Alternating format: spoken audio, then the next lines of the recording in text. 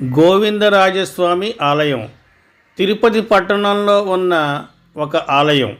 ఇది Tirupati railway station సమీపంలో ఉన్న కోనేటి గట్టున ఉంటుంది. ఇక్కడ కొలువైన దేవుడు గోవిందరాజస్వామి. ఈయన్ని శ్రీ వెంకటేశ్వరునికి అన్నయ్యగా పిలుస్తారు. తమ్ముడి వివాహానికి కుబేరుడు అప్పుగా ఇచ్చిన ధనాన్ని కొలిచి కొలిచి అలిసిపోయి దిగువ తిరుపతిలో విశ్రాంతి తీసుకుంటున్నాడంట. ఈ ఆలయం తిరుమల తిరుపతి దేవస్థానం నిర్వహణలో ఉంది. ఆలయానికి 2 గోపురాలు ఉన్నాయి. బయటి ఆలయం గాలి గోపురం బాగా పెద్దది. లోపలి వైపు గోపురం ఇంకా పురాతనమైనది. రామాయణ భాగవత గాథల శిల్పాలతో గోపురం అందంగా ఉంటుంది. గోవిందరాజస్వామి విగ్రహం శేషసాయి ఆదిశేషునిపై పడుకున్నట్లుగా ఉంటుంది. ఉత్తర దిక్కుకు పాదాలు, దక్షిణ దిశలో తల పెట్టుకుని శంఖ చక్రాది ఆయుధాలతో చతుర్భుజుడై నాభి కమలంలో బ్రహ్మతో తలపై కిరీటం, దివ్యాభరణాలతో ఉంటాడు గోవిందరాజస్వామి. మూల విరాట్టు గోవిందరాజస్వామితో పాటు ఆండాళ్ళు అమ్మవారు, శ్రీకృష్ణుడు, శ్రీ రామానుజ తిరుమంగై అల్వారు, శ్రీ వేదాంత దేశికులు, శ్రీ లక్ష్మి, శ్రీ మనవాళ మహాముని సన్నిధులు ఉన్నాయి. ఉత్తర దిశ ఆలయంలో అనంత శయనుడై విష్ణుమూర్తి రూపంలో గోవిందరాజస్వామి కొలువై ఉన్నాడు. ఆలయ దక్షిణ భాగాన రుక్మిణి సత్యభామ సహితుడైన పార్థసారథి మందిరం ఉంది. వైశాఖ మాసంలో గోవిందరాజస్వామి బ్రహ్మోత్సవాలు వైభవంగా జరుగుతాయి. గుడి ముందు పెద్ద కోనేరు ఉంది. కోనేరు 4 ప్రక్కల విశాలమైన మెట్లు కట్టారు. ఆలయం పక్కనే ఆలయ వాస్తు మ్యూజియం ఉంది. ఇక్కడి మూల విగ్రహం మట్టితో చేసినందువలన అభిషేకం చేయకపోవడం ఒక విశేషం. తిరుమలలోని వెంకటేశ్వర స్వామి ఆలయంలాగే గోవిందరాజస్వామి ఆలయంలో కూడా వైకాసన ఆగమ పద్ధతులే పాటిస్తారు. ఆలయంలో ఉన్న అనేక శాసనాలు చారిత్రకంగా చాలా ముఖ్యమైన సమాచారాన్ని అందిస్తున్నాయి. అన్నింటికంటే పాత శాసనం ప్రకారం 1235లో 3వ రాజరాజ చోళుడు ఈ ప్రాంతాన్ని పాలిస్తున్న పాలకుడు. 1239లో వీర నరసింగ యాదవరాయలు భార్య ఆలయం రథం నిమిత్తం మరికొన్ని మరమ్మతుల నిమిత్తం కానుకలు సమర్పించింది.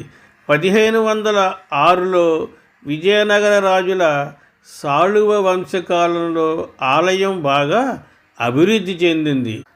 క్రిమికంఠుడైన శైవుడైన రాజు రామానుజుల కాలంలో చిదంబర క్షేత్రంలోని శేషశయనుడైన విష్ణుమూర్తి ఆలయంపై దాడి చేసి విగ్రహాన్ని సముద్రంలోకి తోయించాడు. ఆలయంలోని వైష్ణవ పూజారులందరూ ప్రాణభయంతో రాజ్యాన్ని దాటి చెల్లాచెదురుగా పారిపోయారు. కొందరు పూజారులు స్వామివారి ఉత్సవమూర్తులను తీసుకొని తిరుమల ప్రాంతంలో ఉన్న రామానుజాచార్యులను కలిశారు. ఆ విషయం తెలుసుకున్న రామానుజాచార్యులు బాధపడి చిదంబరంలోని గోవిందరాజస్వామి విగ్రహ ప్రతిరూపాన్ని తయారు చేయించి తిరుమలలో ప్రతిష్ఠ చేశారు. చిదంబరం నుంచి వచ్చిన ఉత్సవ విగ్రహ సహితంగా ఆరాధనలు, నిత్య పూజలు జరిగేలాగా కట్టుబాటు ఏర్పాటు చేశారు. తన శిష్యుడైన యాదవరాజును ప్రోత్సహించి అప్పటికే ఉన్న తటాకానికి పక్కన ఆ దేవాలయ నిర్మాణం చేశారు. దేవాలయ నిర్మాణం అనంతరం రాజు ఆలయం చుట్టూ ఒక అగ్రహారాన్ని నిర్మించి దానికి తన గురువు రామానుజాచార్యుల పేరిట రామానుజపురం అని పేరు పెట్టారు. 1830ల నాటికి కూడా ఆలయం ఆచార్య పురుషుల ఆధీనంలోనే ఉండేది. అయితే ఆలయంపై ప్రభుత్వం పర్యవేక్షణ చేసేది. కోనేటి చుట్టూ 4 ప్రక్కల నిర్మించిన మెట్లు అనేక ఉద్యమాలకు ప్రచార స్థలాలుగా ఉపయోగపడ్డాయి. వైష్ణవోద్యమం ప్రచారానికి ఈ కోనేటిగట్టు కేంద్రంగా ఉండేది. రామానుజాచార్యుల భక్తి కూటములు ఇక్కడి నుండే దక్షిణ భారతంలో వైష్ణవ ప్రచారం సాగించాయి.